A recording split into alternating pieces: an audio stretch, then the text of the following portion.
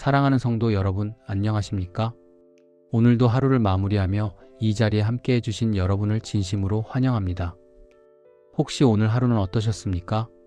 아침부터 저녁까지 쉴 틈 없이 달려오신 분들이 계실 것입니다. 직장에서의 스트레스, 가정에서의 걱정거리, 자녀 문제, 건강 염려, 경제적 부담까지 우리의 어깨를 짓누르는 무게들이 참으로 많습니다. 침대에 누워서도 머릿속은 온통 내일 걱정, 다음 주 걱정, 다음 달 걱정으로 가득 차 있지 않습니까?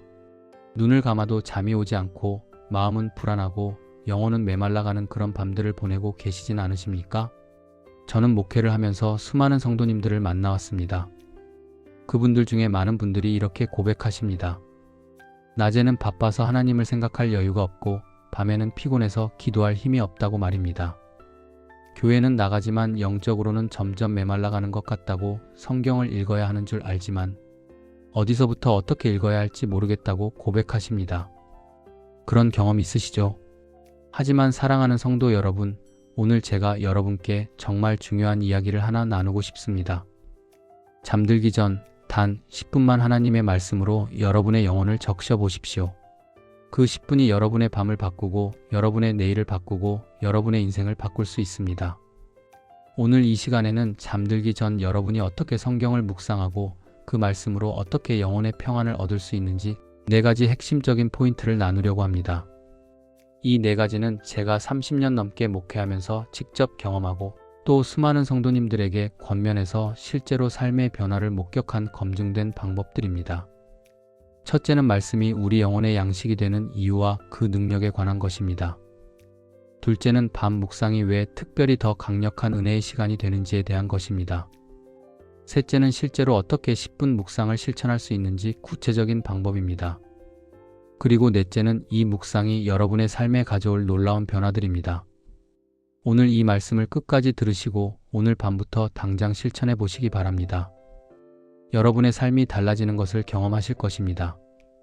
그럼 지금부터 함께 은혜의 시간으로 들어가 보겠습니다. 첫 번째로 말씀드릴 내용은 성경 말씀이 왜 우리 영혼에 절대적으로 필요한 양식인지에 관한 것입니다. 우리가 매일 음식을 먹지 않으면 육신이 약해지고 병들듯이 영혼도 말씀의 양식을 먹지 않으면 메말라가고 병들게 됩니다. 이것은 단순한 비유가 아니라 영적인 실제입니다.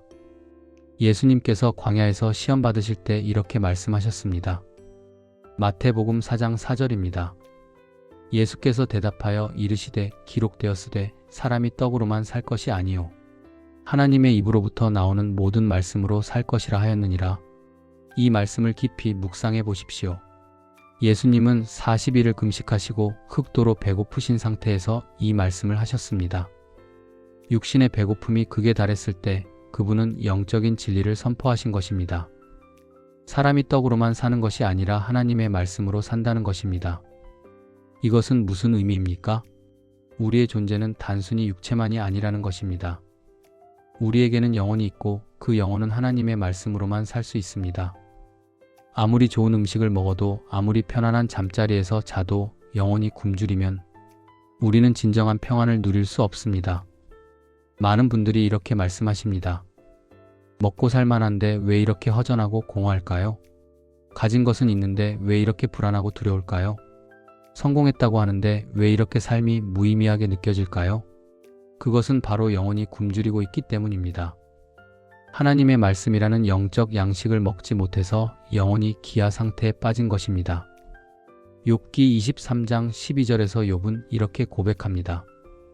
그의 입술의 명령을 내가 어기지 아니하고 일정한 음식보다 그의 입의 말씀을 귀히 여겼도다. 욥은 모든 것을 잃고 극심한 고통 중에 있었지만 하나님의 말씀을 자신의 일용할 양식보다 더 귀하게 여겼습니다. 왜 그랬을까요? 말씀이 없이는 살 수 없다는 것을 알았기 때문입니다. 말씀만이 자신의 영혼을 지탱하고 소망을 주고 힘을 주는 유일한 근원임을 깨달았기 때문입니다. 시편 119편 103절에서 시편 기자는 이렇게 노래합니다. 주의 말씀의 맛이 내게 어찌 그리 단지요 내 입에 꿀보다 더 다니이다. 말씀을 묵상하는 사람은 이런 고백을 하게 됩니다. 말씀이 꿀보다 달고 금보다 귀하다는 것을 경험하게 됩니다. 그런데 사랑하는 성도 여러분, 이것이 단지 옛날 사람들의 고백이 아닙니다. 2025년을 살아가는 우리에게도 동일하게 적용되는 진리입니다. 제가 목회하면서 만난 한 집사님의 간증을 나누겠습니다. 그분은 대기업 임원으로 성공한 삶을 살고 계셨습니다. 남들이 보기에는 부러울 것이 없는 삶이었습니다. 하지만 그분은 매일 밤 불면증에 시달렸습니다. 회사 일, 경쟁, 실적 압박, 인간관계의 스트레스로 마음에 평안이 없었습니다. 수면제를 먹어도 잠을 제대로 자지 못했습니다. 그러던 어느 날 그분이 저를 찾아와서 이렇게 말씀하셨습니다. 목사님, 저는 성공했다고 하는데 왜 이렇게 불행할까요? 제 영혼이 죽어가는 것 같아요. 저는 그분께 권면했습니다. 집사님, 오늘 밤부터 잠들기 전에 성경을 10분만 읽어보십시오. 시편이나 잠언을 한 장씩만 천천히 읽으면서 묵상해 보세요. 그분은 반신반의하면서 그날 밤부터 시작했습니다. 한 달 후 그분을 다시 만났을 때 그분의 얼굴이 완전히 달라져 있었습니다. 목사님, 제 삶이 바뀌었어요. 매일 밤 말씀을 읽으니까 마음에 평안이 찾아왔어요. 수면제 없이도 잠을 잘 수 있게 됐어요. 회사 일은 똑같이 바쁜데 제 마음이 달라졌어요. 하나님이 함께 하신다는 확신이 생겼어요. 이것이 말씀의 능력입니다. 하나님의 말씀은 살아있고 운동력이 있습니다. 히브리서 4장 12절이 말씀합니다. 하나님의 말씀은 살아있고 활력이 있어 좌우에 날선 어떤 검보다도 예리하여 혼과 영과 및 관절과 골수를 찔러 쪼개기까지 하며 또 마음의 생각과 뜻을 판단하나니. 말씀은 단순한 글자가 아닙니다. 말씀은 살아계신 하나님의 음성입니다. 그 말씀이 우리의 영혼 깊은 곳까지 들어가서 우리를 변화시킵니다. 우리의 생각을 바꾸고 우리의 마음을 치유하고 우리의 영혼을 회복시킵니다. 그래서 잠들기 전 10분의 말씀 묵상이 그렇게 중요한 것입니다. 하루 종일 세상의 소음과 걱정으로 가득했던 우리의 마음을 잠들기 전 하나님의 말씀으로 채우는 것입니다. 그러면 우리의 영혼이 회복되고 우리의 마음이 평안해지고 우리의 생각이 새로워집니다. 예레미야 15장 16절에서 예레미야 선지자는 이렇게 고백합니다. 만군의 하나님 여호와시여, 나는 주의 이름으로 일컬음을 받는 자라. 내가 주의 말씀을 얻어먹었사오니 주의 말씀은 내게 기쁨과 마음의 즐거움이오나. 말씀을 얻어먹었다는 표현을 보십시오. 말씀은 읽는 것이 아니라 먹는 것입니다. 음식을 먹으면 그것이 우리 몸속으로 들어가서 소화되고 영양분이 되어 우리 몸의 일부가 되듯이 말씀도 우리 영혼 속으로 들어가서 소화되고 우리 영혼의 양식이 되어 우리 존재의 일부가 되는 것입니다. 그래서 단순히 성경을 빨리 많이 읽는 것보다 천천히 한 구절씩 씹어 먹듯이 묵상하는 것이 더 중요합니다. 마치 음식을 급하게 삼키면 소화가 안 되듯이 말씀도 급하게 읽으면 우리 영혼에 소화되지 않습니다. 잠들기 전 10분 단 한 장이라도 좋습니다. 천천히 음미하며 씹어 먹듯이 읽어보십시오. 그 말씀이 여러분의 영혼을 살리는 생명의 양식이 될 것입니다. 이것이 첫 번째로 우리가 기억해야 할 중요한 진리입니다. 말씀은 우리 영혼의 필수 양식이며 그것 없이는 우리가 진정으로 살 수 없다는 것입니다. 두 번째로 말씀드리고 싶은 것은 왜 특별히 밤 시간, 잠들기 전에 묵상이 더욱 강력하고 은혜로운 시간이 되는지에 관한 것입니다. 하루 중 언제라도 말씀을 읽으면 좋지만 특별히 밤 시간, 잠들기 전에 묵상에는 독특한 영적 능력이 있습니다. 성경을 보면 많은 위대한 믿음의 선조들이 밤에 하나님을 만났습니다. 시편 63편 6절에서 다윗은 이렇게 고백합니다. 내가 나의 침상에서 주를 기억하며 밤중에 주를 묵상할 때 하나님이 나의 도움이 되셨음이라. 다윗은 침상에서 밤중에 하나님을 묵상했습니다. 그때 하나님이 그의 도움이 되셨다고 고백합니다. 왜 밤 시간이 특별할까요? 첫째, 밤은 세상의 소음이 멈추는 시간입니다. 낮 동안 우리는 수많은 소리에 둘러싸여 있습니다. 사람들의 목소리, 자동차 소리, 전화벨 소리, 텔레비전 소리, 스마트폰 알림음까지 끊임없이 소음이 우리를 자극합니다. 하지만 밤이 되면 세상이 조용해집니다. 그 고요함 속에서 우리는 하나님의 세미한 음성을 들을 수 있습니다. 열왕기상 19장에서 엘리야가 호렙산에서 하나님을 만날 때를 기억하십니까? 하나님은 크고 강한 바람 가운데도 지진 가운데도 불 가운데도 계시지 않았습니다. 하나님은 세미한 음성으로 엘리야에게 말씀하셨습니다. 밤의 고요함은 우리가 그 세미한 음성을 듣기에 가장 좋은 환경을 제공합니다. 둘째, 밤은 우리의 마음이 가장 솔직해지는 시간입니다. 낮 동안 우리는 강한 척, 괜찮은 척, 할 수 있는 척하며 살아갑니다. 다른 사람들 앞에서 우리의 약함을 드러내지 않으려고 애씁니다. 하지만 밤이 되어 혼자 남게 되면 그 모든 가면을 벗게 됩니다. 우리의 진짜 모습, 우리의 두려움, 우리의 연약함, 우리의 상처가 드러납니다. 바로 이때가 하나님을 가장 진실하게 만날 수 있는 때입니다. 시편 139편 23절에서 다윗은 이렇게 기도합니다. 하나님이여 나를 살피사 내 마음을 아시며 나를 시험하사 내 뜻을 아옵소서. 밤 시간에 우리가 우리 자신의 진짜 모습을 직면할 때 하나님께서 우리를 살피시고 우리 마음을 아시고 우리를 만나 주십니다.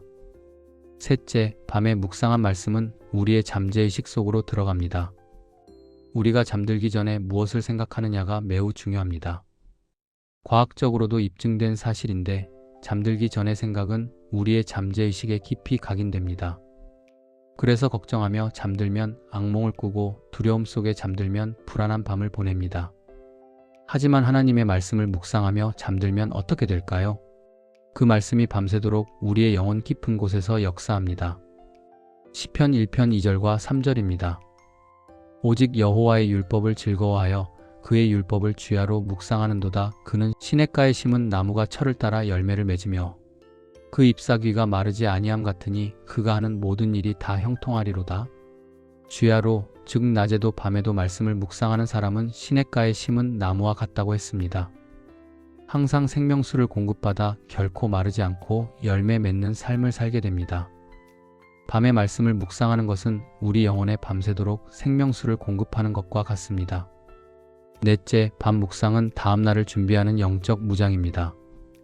우리가 밤에 무엇으로 마음을 채우느냐가 다음날 우리의 태도와 반응을 결정합니다. 밤에 걱정과 불안으로 가득했다면 다음날 아침에 일어나서도 그 걱정이 계속됩니다. 하지만 밤에 하나님의 말씀과 약속으로 마음을 채웠다면 다음날 아침 우리는 새로운 힘과 소망으로 하루를 시작할 수 있습니다. 예레미야 애가 3장 22절과 23절입니다. 여호와의 인자와 긍휼이 무궁하심으로 우리가 진멸되지 아니함이니이다. 이것들이 아침마다 새로우니 주의 성실하심이 크시도소이다. 아침마다 새로운 은혜를 경험하려면 밤에 그 은혜를 묵상해야 합니다. 밤에 하나님의 신실하심을 기억하고 묵상하면 아침에 새로운 소망으로 일어날 수 있습니다. 제가 아는 한 권사님의 이야기를 나누겠습니다.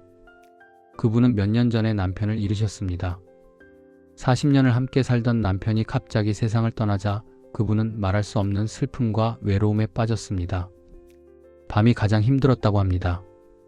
혼자 넓은 침대에 누워있으면 눈물만 흘렀고 잠을 이룰 수가 없었습니다. 그러던 어느 날 그분이 결심을 하셨습니다. 더 이상 슬픔에 잠겨있을 수 없다. 하나님의 위로를 구해야겠다고 말입니다. 그날부터 매일 밤 잠들기 전에 시편을 한 편씩 읽기 시작했습니다. 처음에는 눈물로 말씀을 읽었습니다. 하지만 시간이 지나면서 놀라운 변화가 일어났습니다. 시편의 말씀들이 그분의 마음을 위로하기 시작했습니다. 특별히 시편 23편을 읽을 때 여호와는 나의 목자시니 내게 부족함이 없으리로다. 이 말씀이 그분의 영혼에 깊이 새겨졌습니다. 내가 사망의 음침한 골짜기로 다닐지라도 해를 두려워하지 않을 것은 주께서 나와 함께 하심이라. 이 구절을 읽을 때마다 하나님이 정말 함께 계신다는 확신이 왔다고 합니다. 6개월 후 그분을 만났을 때 그분의 얼굴에 평안이 있었습니다. 목사님, 남편이 그립긴 하지만 이제 외롭지 않아요. 매일 밤 말씀 속에서 하나님을 만나요. 하나님이 나의 목자시고 나를 결코 혼자 두지 않으신다는 걸 알아요. 이제는 다른 상처 입은 분들을 위로할 수 있는 마음의 여유도 생겼어요. 이것이 밤 묵상의 능력입니다. 우리의 가장 깊은 아픔과 슬픔 가운데서 하나님의 말씀이 우리를 만나주시고 위로해 주십니다. 시편 42편 8절입니다. 낮에는 여호와께서 그의 인자하심을 베푸시고 밤에는 그의 찬송이 내게 있어 생명의 하나님께 기도하리로다. 밤에 하나님을 찬송하고 묵상하는 사람은 낮에 하나님의 인자하심을 경험합니다. 밤의 묵상이 낮의 은혜로 이어지는 것입니다. 욥기 35장 10절입니다. 나를 지으신 하나님 곧 사람에게 밤중에 노래를 주시는 이가 어디 계신가? 하나님은 밤중에 노래를 주시는 분입니다. 우리가 가장 어둡고 힘든 밤을 지날 때 하나님의 말씀이 우리에게 노래가 됩니다. 그 노래가 우리를 일으켜 세우고 다시 걸어갈 힘을 줍니다. 사도행전 16장에서 바울과 실라가 빌립보 감옥에 갇혔을 때를 기억하십니까? 그들은 매를 맞고 깊은 옥에 갇혀 발에 착고가 채워진 상태였습니다. 가장 절망적인 상황이었습니다. 하지만 한밤중에 바울과 실라가 무엇을 했습니까? 그들은 기도하며 하나님을 찬송했습니다. 그러자 지진이 일어나 옥문이 열리고 그들이 자유케 되었을 뿐만 아니라 간수와 그의 온 집안이 구원을 받는 놀라운 역사가 일어났습니다. 밤중에 찬송과 기도가 기적을 일으킨 것입니다. 사랑하는 성도 여러분, 여러분의 밤을 어떻게 보내고 계십니까? 걱정과 불안으로 뒤척이고 계십니까? 스마트폰을 보며 무의미한 시간을 보내고 계십니까? 오늘 밤부터 그 시간을 하나님께 드리십시오. 단 10분이면 됩니다. 침대에 눕기 전 혹은 누운 후에 성경을 펴고 말씀을 읽으십시오. 그 10분이 여러분의 밤을 거룩한 시간으로, 은혜의 시간으로 바꿀 것입니다. 그리고 그 밤의 은혜가 다음날 아침에 새로운 힘이 될 것입니다. 이것이 두 번째로 우리가 기억해야 할 중요한 진리입니다.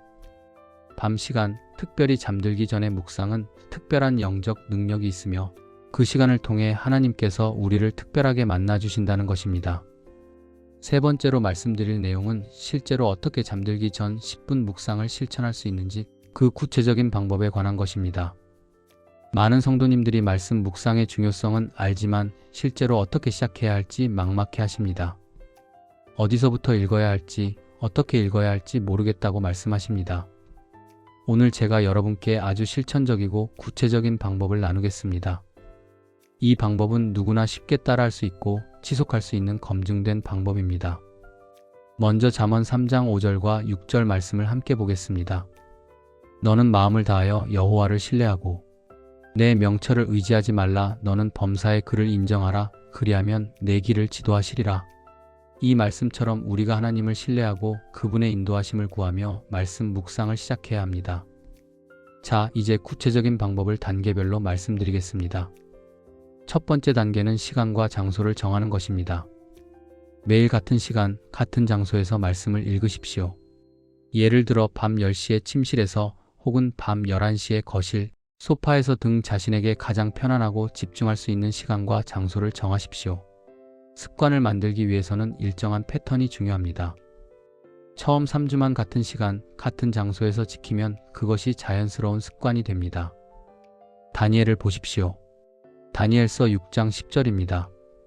다니엘이 자기 집에 돌아가서는 윗방에 올라가 예루살렘으로 향한 창문을 열고 전에 하던 대로 하루 3번씩 무릎을 꿇고 기도하며 그의 하나님께 감사하였더라. 다니엘은 전에 하던 대로 일정한 시간에 일정한 장소에서 기도했습니다. 왕의 금령이 내려졌어도 그는 자신의 영적 습관을 바꾸지 않았습니다. 그것이 그의 신앙의 힘이었습니다. 우리도 일정한 시간과 장소를 정하여 말씀 묵상을 습관으로 만들어야 합니다. 두 번째 단계는 읽을 성경 본문을 선택하는 것입니다.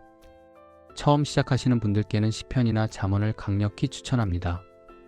시편은 총 150편으로 이루어져 있는데 매일 한 편씩 읽으면 5개월이면 다 읽을 수 있습니다. 시편은 우리 인간의 모든 감정이 담겨 있는 기도와 찬양의 책입니다. 기쁠 때, 슬플 때, 두려울 때, 감사할 때 모든 상황에서 하나님께 나아가는 방법을 가르쳐 줍니다. 잠언은 총 31장으로 되어 있어서 매일 한 장씩 읽으면 한 달이면 완독할 수 있습니다. 잠언은 실제 삶의 지혜를 담고 있어서 매우 실용적입니다. 시편과 잠언에 익숙해지면 복음서로 넘어가십시오. 마태복음, 마가복음, 누가복음, 요한복음 중에서 한 권을 선택하여 매일 한 장씩 읽으십시오. 예수님의 삶과 가르침을 직접 만나는 놀라운 경험을 하게 될 것입니다. 그 다음에는 신약 서신들, 특히 로마서, 에베소서, 빌립보서 같은 서신서들을 읽으십시오. 이렇게 순서를 정해서 읽으면 성경 전체를 체계적으로 읽어갈 수 있습니다. 시편 119편 105절입니다. 주의 말씀은 내 발의 등이요 내 길의 빛이니이다. 말씀은 우리의 발걸음을 인도하는 등불입니다. 어디로 가야 할지 방향을 제시하는 빛입니다. 그러니 체계적으로 말씀을 읽어가는 것이 중요합니다. 세 번째 단계는 실제로 읽는 방법입니다. 이것이 가장 중요한 부분입니다. 단순히 눈으로 글자를 훑는 것이 아니라 깊이 묵상하며 읽어야 합니다. 여기 제가 추천하는 3단계 묵상법이 있습니다. 첫째, 천천히 소리내어 읽으십시오. 눈으로만 읽지 말고 입으로 소리내어 읽으십시오. 소리내어 읽으면 귀로 다시 듣게 되어 말씀이 더 깊이 새겨집니다. 로마서 10장 17절입니다. 그러므로 믿음은 들음에서 나며 들음은 그리스도의 말씀으로 말미암았느니라. 들음으로 믿음이 생긴다고 했습니다. 자신의 목소리로 말씀을 읽고 자신의 귀로 들으십시오. 그것이 믿음을 세우는 방법입니다. 둘째, 한 구절을 선택하여 반복해서 읽으십시오. 그날 읽은 본문 중에서 특별히 마음에 와닿는 구절, 내게 주시는 말씀이라고 느껴지는 구절을 선택하십시오. 그 구절을 서너 번 반복해서 읽으십시오. 읽을 때마다 강조하는 단어를 바꾸면서 읽으십시오. 예를 들어 시편 23편 1절, 여호와는 나의 목자시니 내게 부족함이 없으리로다. 이 구절을 묵상한다면 첫 번째는 여호와는을 강조하고, 두 번째는 나이를 강조하고, 세 번째는 목자시니를 강조하고, 네 번째는 부족함이 없으리로다를 강조하십시오. 이렇게 하면 같은 구절이지만 매번 새로운 의미가 다가옵니다. 셋째, 그 구절을 나에게 적용하여 묵상하십시오. 이 말씀이 지금 나의 상황에서 무엇을 의미하는지 생각해 보십시오. 하나님이 이 말씀을 통해 내게 무엇을 말씀하시는지 귀 기울이십시오. 야고보서 1장 22절부터 25절까지 말씀합니다. 너희는 말씀을 행하는 자가 되고 듣기만 하여 자신을 속이는 자가 되지 말라. 누구든지 말씀을 듣고 행하지 아니하면 그는 거울로 자기의 생긴 얼굴을 보는 사람과 같으니 제 자신을 보고 가서 그 모습이 어떠했는지를 곧 잊어버리거니와 자유롭게 하는 온전한 율법을 들여다보고 있는 자는 듣고 잊어버리는 자가 아니요 실천하는 자니 이 사람은 그 행하는 일에 복을 받으리라. 말씀을 듣고 실천해야 합니다. 그러려면 말씀을 나에게 적용하는 묵상이 필요합니다. 네 번째 단계는 짧은 기도로 마무리하는 것입니다. 묵상한 말씀을 가지고 하나님께 기도하십시오. 그 말씀에 대해 감사하고 그 말씀대로 살 수 있도록 도와달라고 기도하십시오. 데살로니가전서 5장 17절입니다. 쉬지 말고 기도하라. 말씀 묵상과 기도는 함께 가야 합니다. 말씀을 읽고 기도하고 말씀을 읽는 것입니다. 예를 들어 이렇게 기도할 수 있습니다. 하나님 아버지, 오늘 시편 23편 1절 말씀을 주셔서 감사합니다. 주님이 나의 목자시라는 이 귀한 진리를 다시 한번 깨닫게 하시니 감사합니다. 내일 하루도 주님이 나를 인도하시고 돌보아 주실 것을 믿습니다. 내게 부족함이 없게 하시는 주님을 신뢰합니다. 이렇게 간단하고 짧게 기도하면 됩니다. 거창한 기도가 아니라 진심에서 우러나오는 고백이면 충분합니다. 다섯 번째 단계는 묵상 노트를 작성하는 것입니다. 이것은 선택사항이지만 큰 유익이 있습니다. 작은 노트를 하나 준비하여 매일 묵상한 날짜, 본문, 핵심 구절, 그리고 간단한 나의 적용을 적으십시오. 길게 쓸 필요 없습니다. 서너 줄이면 충분합니다. 이렇게 기록을 남기면 나중에 다시 보면서 하나님이 어떻게 나를 인도하셨는지 확인할 수 있습니다. 하박국 2장 2절입니다. 여호와께서 내게 대답하여 이르시되 너는 이 묵시를 기록하여 판에 명백히 새기되 달려가면서도 읽을 수 있게 하라. 하나님의 말씀을 기록하는 것은 성경적인 원리입니다. 기록하면 더 오래 기억되고 더 깊이 묵상하게 됩니다. 이제 구체적인 예를 하나 들어보겠습니다. 오늘 밤 잠들기 전 시편 23편을 읽는다고 가정해 봅시다. 밤 10시 침대에 앉아서 성경을 펼칩니다.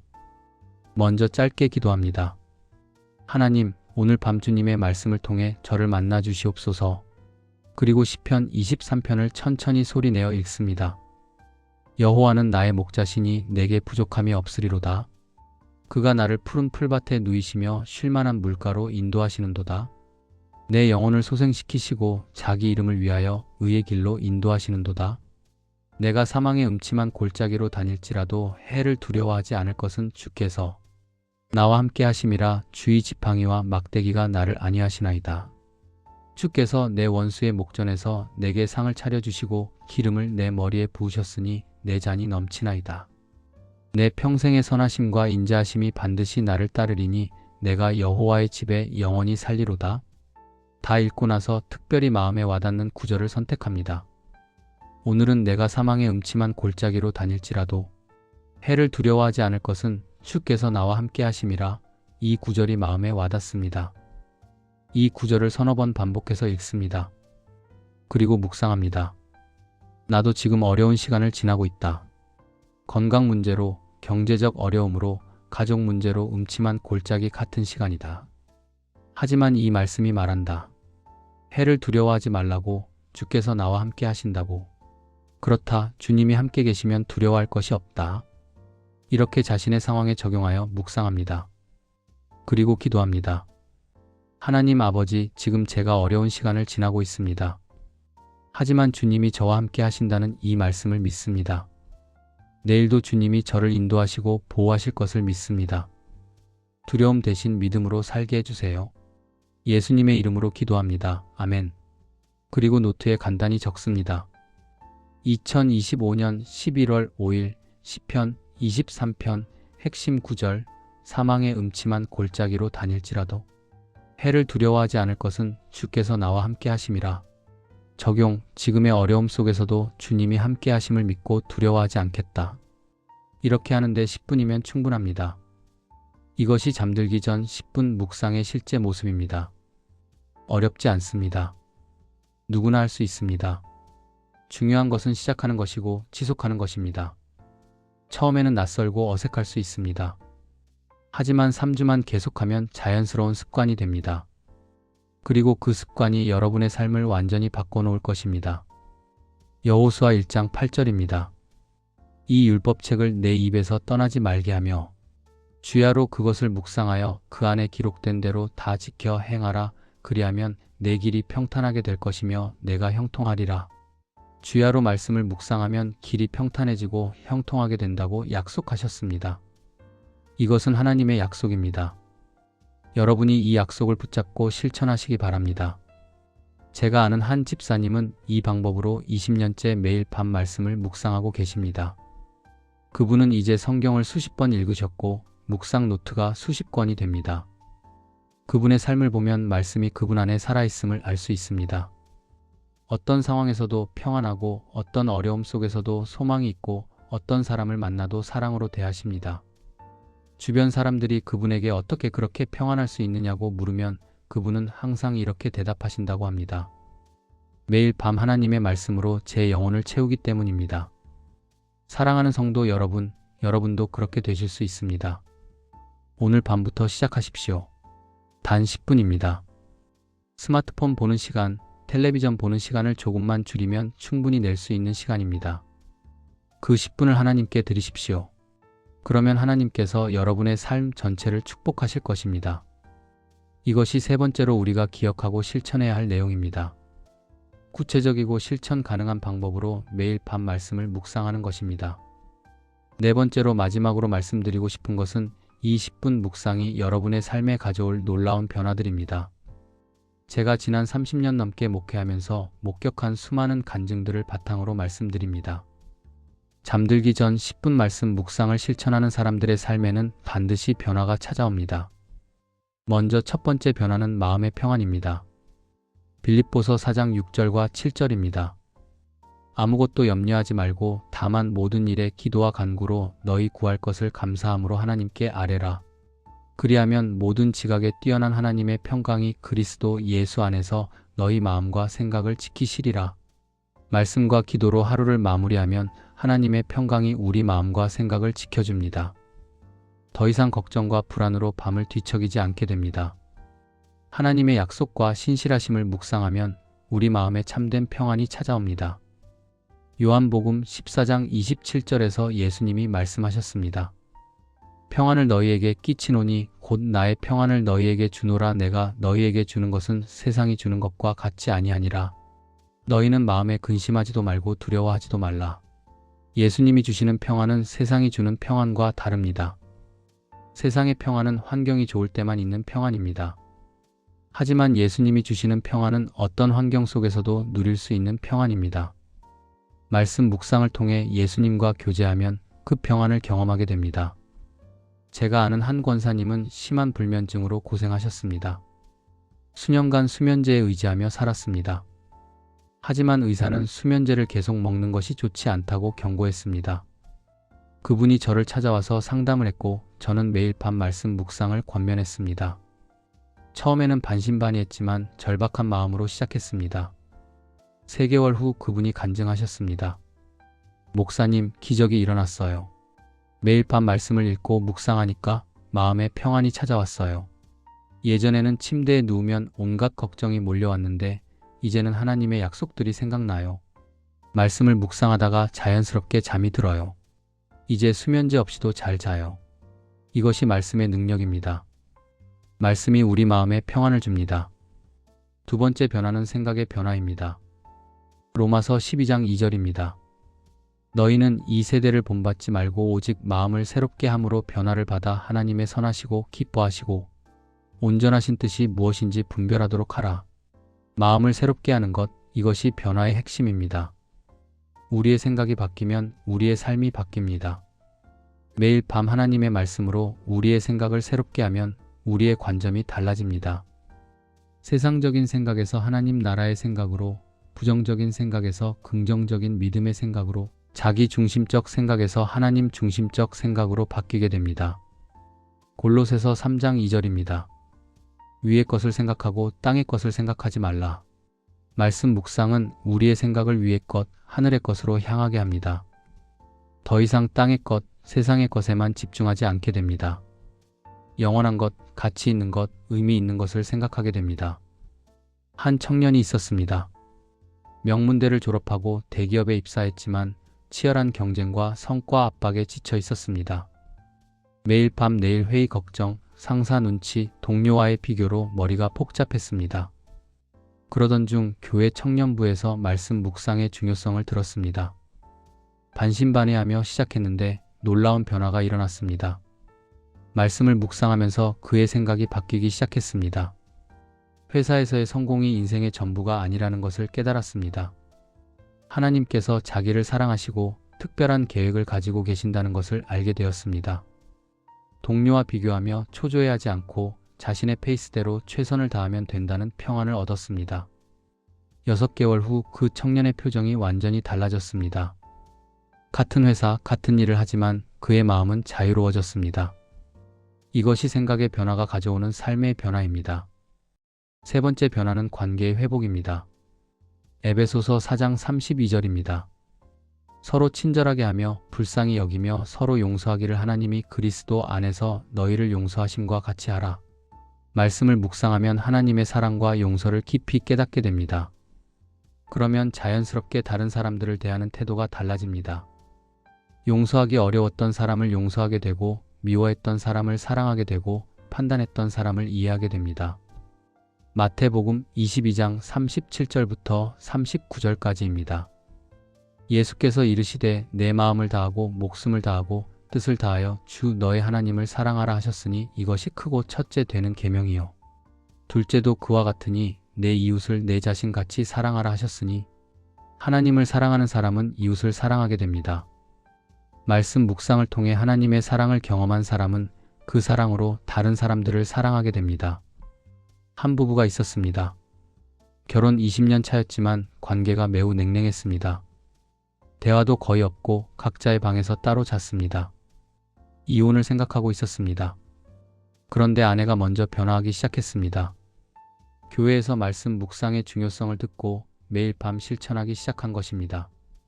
처음에는 남편에 대한 원망과 분노로 가득했습니다. 하지만 말씀을 묵상하면서 조금씩 마음이 녹아내렸습니다. 특별히 에베소서 4장 32절 서로 용서하기를 하나님이 그리스도 안에서 너희를 용서하심과 같이 하라. 이 말씀이 그녀의 마음을 크게 움직였습니다. 하나님께서 나를 이렇게 용서하셨는데 내가 남편을 용서하지 못할 이유가 있을까? 그렇게 마음을 돌이켰습니다. 그녀가 먼저 남편에게 다가갔습니다. 작은 친절로 시작했습니다. 남편이 좋아하는 음식을 준비하고 따뜻한 말 한마디를 건넸습니다. 처음에 남편은 어리둥절해했지만 아내의 진심을 느끼기 시작했습니다. 몇 달 후 남편도 변화했습니다. 아내를 통해 하나님의 사랑을 경험한 남편도 교회에 나가기 시작했고 함께 말씀을 묵상하기 시작했습니다. 1년 후 그 부부를 만났을 때 그들은 완전히 달라져 있었습니다. 손을 잡고 교회에 오고 서로를 존중하고 사랑하는 모습이었습니다. 이것이 말씀이 가져오는 관계의 회복입니다. 요한일서 4장 7절과 8절입니다. 사랑하는 자들아, 우리가 서로 사랑하자. 사랑은 하나님께 속한 것이니 사랑하는 자마다 하나님으로부터 나서 하나님을 알고 사랑하지 아니하는 자는 하나님을 알지 못하나니 이는 하나님은 사랑이심이라. 말씀을 묵상하며 하나님을 알아가면 우리는 사랑하는 사람으로 변화됩니다. 네 번째 변화는 영적 성장입니다. 베드로후서 3장 18절입니다. 오직 우리 주 곧 구주 예수 그리스도의 은혜와 그를 아는 지식에서 자라가라. 말씀 묵상은 우리를 영적으로 성장시킵니다. 처음 신앙생활을 시작할 때는 어린아이와 같습니다. 하지만 꾸준히 말씀을 먹고 자라면 점점 성숙한 신앙인이 됩니다. 히브리서 5장 13절과 14절입니다. 젖을 먹는 자마다 어린아이니 의의 말씀을 경험하지 못한 자요단단한 음식은 장성한 자의 것이니 그들은 지각을 사용함으로 연단을 받아 선악을 분별하는 자들이니라. 말씀을 꾸준히 먹고 묵상하면 우리의 영적 지각이 발달합니다. 선과 악을 분별할 수 있게 되고 하나님의 뜻을 알아갈 수 있게 됩니다. 시험과 유혹이 왔을 때 넘어지지 않고 이길 수 있는 힘이 생깁니다. 제가 아는 한 청년이 있었습니다. 신앙생활을 시작한 지 얼마 되지 않았을 때 그는 세상의 유혹에 쉽게 흔들렸습니다. 술자리, 불건전한 모임, 잘못된 관계들로 넘어지기를 반복했습니다. 그때마다 후회하고 회개했지만 같은 일이 반복되었습니다. 그러던 중 그가 결단했습니다. 더 이상 이렇게 살 수 없다. 변화해야겠다고 말입니다. 그날부터 매일 밤 말씀을 묵상하기 시작했습니다. 처음에는 힘들었습니다. 하지만 포기하지 않고 계속했습니다. 6개월이 지나자 놀라운 변화가 일어났습니다.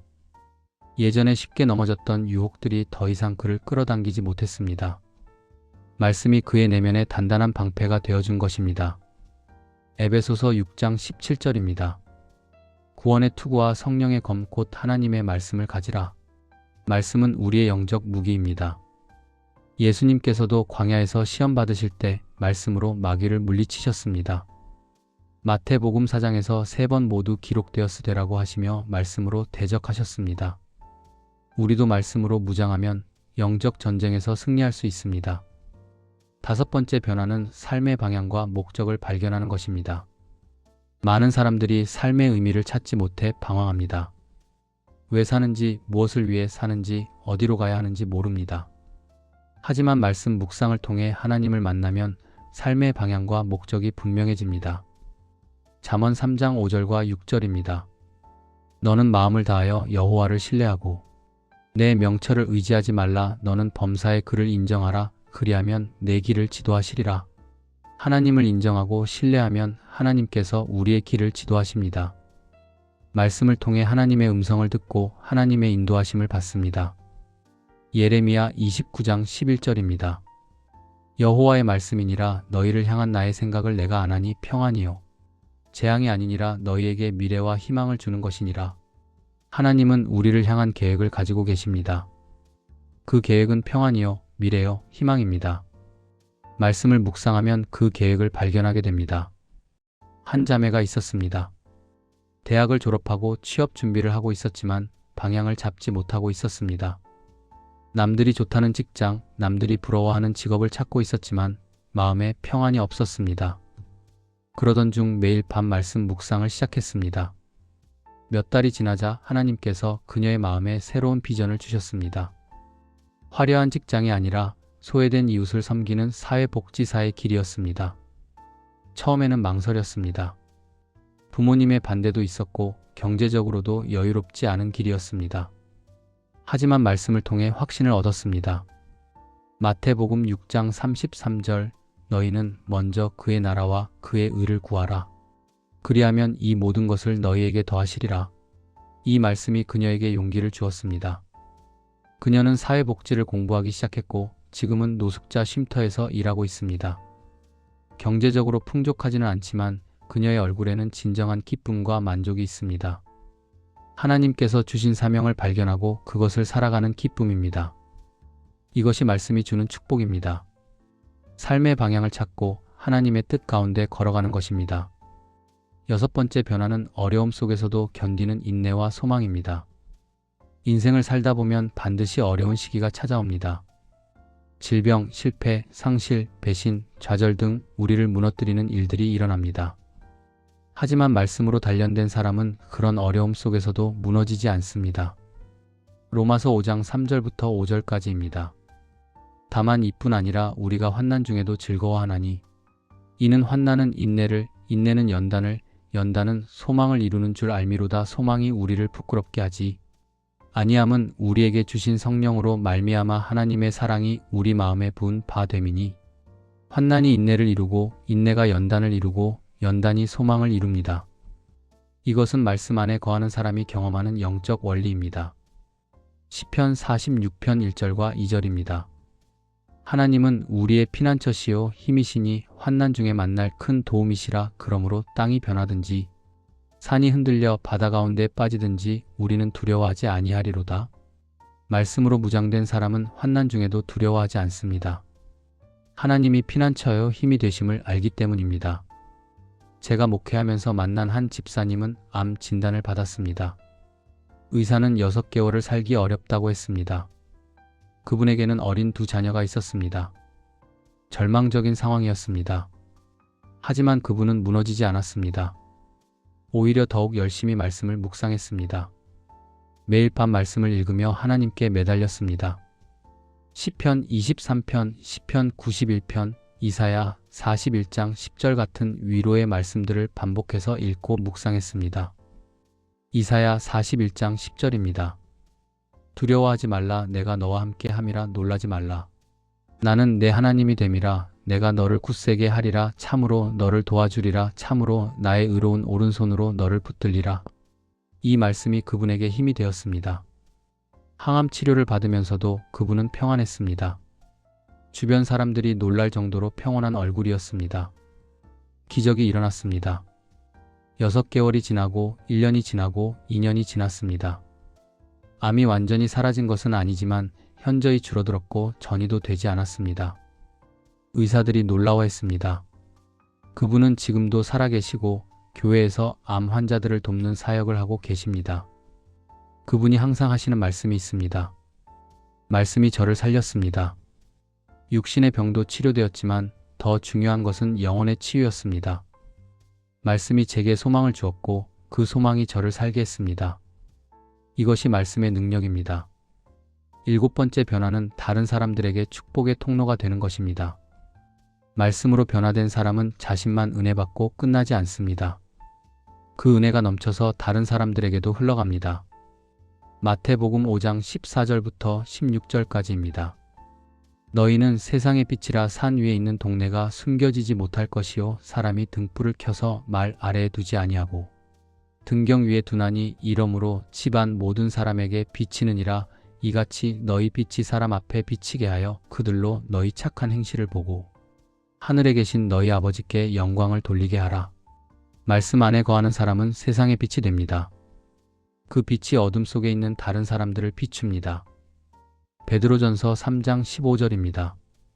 너희 마음에 그리스도를 주로 삼아 거룩하게 하고 너희 속에 있는 소망에 관한 이유를 묻는 자에게는 대답할 것을 항상 준비하되 온유와 두려움으로 하고 말씀으로 무장된 사람은 소망에 관한 이유를 물을 때 대답할 수 있습니다. 왜 평안한지, 왜 기쁜지, 왜 소망이 있는지 설명할 수 있습니다. 그것이 복음을 전하는 것입니다. 한 권사님이 계셨습니다. 직장에서 일하시는 분이었는데 매일 밤 말씀 묵상을 실천하셨습니다. 그분의 삶의 변화가 일어나자 직장 동료들이 궁금해하기 시작했습니다. 예전에는 늘 피곤해하고 짜증을 냈는데 요즘은 항상 밝고 평온해 보인다고 했습니다. 무슨 좋은 일이 있냐고 물었습니다. 그분은 자연스럽게 간증했습니다. 매일 밤 성경을 읽고 묵상하는데 그것이 제 삶을 바꿨어요. 하나님의 말씀이 저에게 평안과 기쁨을 주세요. 동료들이 관심을 보였고 몇 명이 함께 성경을 읽자고 했습니다. 그분은 점심시간을 이용해 직장 내 성경 공부 모임을 시작했습니다. 처음에는 3명이었지만 지금은 15명이 모입니다. 그중 5명이 교회에 나가기 시작했고 2명은 세례를 받았습니다. 이것이 말씀의 능력입니다. 한 사람이 변화되면 그 변화가 주변 사람들에게 영향을 미칩니다. 창세기 12장 2절에서 하나님은 아브라함에게 말씀하셨습니다. 내가 너로 큰 민족을 이루고 내게 복을 주어 내 이름을 창대하게 하리니 너는 복이 될지라. 하나님은 우리를 축복하셔서 우리를 통해 다른 사람들을 축복하기 원하십니다. 말씀으로 변화된 우리가 다른 사람들에게 복의 통로가 되는 것입니다. 사랑하는 성도 여러분, 지금까지 잠들기 전 10분 말씀 묵상이 가져올 7가지 놀라운 변화를 나누었습니다. 마음의 평안, 생각의 변화, 관계의 회복, 영적 성장, 삶의 방향 발견, 어려움 속 인내와 소망, 그리고 다른 사람들에게 축복의 통로가 되는 것입니다. 이 모든 것이 단지 이론이 아닙니다. 실제로 수많은 성도님들이 경험한 간증들입니다. 여러분도 경험하실 수 있습니다. 디모데후서 3장 16절과 17절입니다. 모든 성경은 하나님의 감동으로 된 것으로 교훈과 책망과 바르게 함과 의로 교육하기에 유익하니 이는 하나님의 사람으로 온전하게 하며 모든 선한 일을 행할 능력을 갖추게 하려 함이라. 성경은 하나님의 감동으로 된 것입니다. 그 말씀이 우리를 온전하게 하고 모든 선한 일을 행할 능력을 갖추게 합니다. 오늘 밤부터 시작하십시오. 단 10분입니다. 여러분의 인생을 바꿀 10분입니다. 침대에 누워 스마트폰을 보는 그 시간을 걱정과 불안으로 뒤척이는 그 시간을 하나님께 드리십시오. 성경을 펴고 말씀을 읽으십시오. 천천히 묵상하며 기도하며 읽으십시오. 그러면 하나님께서 여러분을 만나 주실 것입니다. 여러분의 영혼을 회복시켜 주실 것입니다. 여러분의 삶을 변화시켜 주실 것입니다. 사랑하는 성도 여러분, 오늘 이 메시지를 들으신 것이 우연이 아닙니다. 하나님께서 여러분을 이 자리로 인도하셨습니다. 하나님께서 여러분에게 말씀하고 계십니다. 내 말씀으로 돌아오라, 내 말씀 안에 거하라, 내 말씀으로 살아가라고 말입니다. 요한복음 15장 7절입니다. 너희가 내 안에 거하고 내 말이 너희 안에 거하면 무엇이든지 원하는 대로 구하라, 그리하면 이루어지리라. 말씀 안에 거하십시오. 그러면 여러분이 구하는 것이 이루어질 것입니다. 왜냐하면 말씀 안에 거하면 우리의 원함이 하나님의 원하심과 같아지기 때문입니다. 오늘 이 시간 한 가지만 기억하십시오. 잠들기 전 10분, 그 10분을 하나님께 드리는 것이 여러분의 삶을 바꿀 것입니다. 오늘 밤부터 시작하십시오. 내일까지 미루지 마십시오. 지금 마음의 감동이 있을 때 결단하십시오. 오늘 밤부터 매일 밤 말씀을 묵상하겠다고 하나님 앞에 다짐하십시오. 그리고 실천하십시오. 한 달만 해보십시오. 여러분의 삶이 달라지는 것을 경험하실 것입니다. 시편 119편 130절입니다. 주의 말씀을 열면 빛이 비치어 우둔한 사람들을 깨닫게 하나이다. 말씀을 열면 빛이 비춥니다. 어둠 속에서 길을 잃고 방황하던 우리에게 빛이 비춥니다. 그 빛이 우리를 깨닫게 하고 인도하고 변화시킵니다. 사랑하는 믿음의 가족 여러분, 이 영상이 도움이 되셨다면 좋아요 버튼을 눌러주시고 구독과 알림 설정도 부탁드립니다. 그리고 댓글로 여러분의 다짐을 나누어 주십시오. 오늘 밤부터 말씀 묵상을 시작하겠습니다. 이렇게 고백해 주십시오. 여러분의 고백이 다른 분들에게도 큰 격려가 될 것입니다. 또한 여러분의 기도 제목이 있으시면 댓글로 남겨주십시오. 함께 기도하겠습니다. 하나님께서 여러분 한 분 한 분을 축복하시고 여러분의 가정과 일터에 하나님의 은혜가 충만하시기를 축원합니다.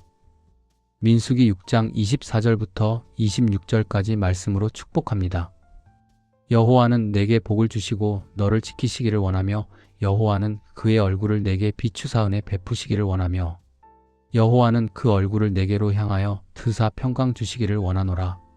오늘 밤부터 말씀과 함께 평안한 밤 보내시기 바랍니다. 하나님의 사랑과 은혜가 여러분과 함께 하시길 축복합니다. 다음 영상에서 또 만나 뵙겠습니다. 샬롬.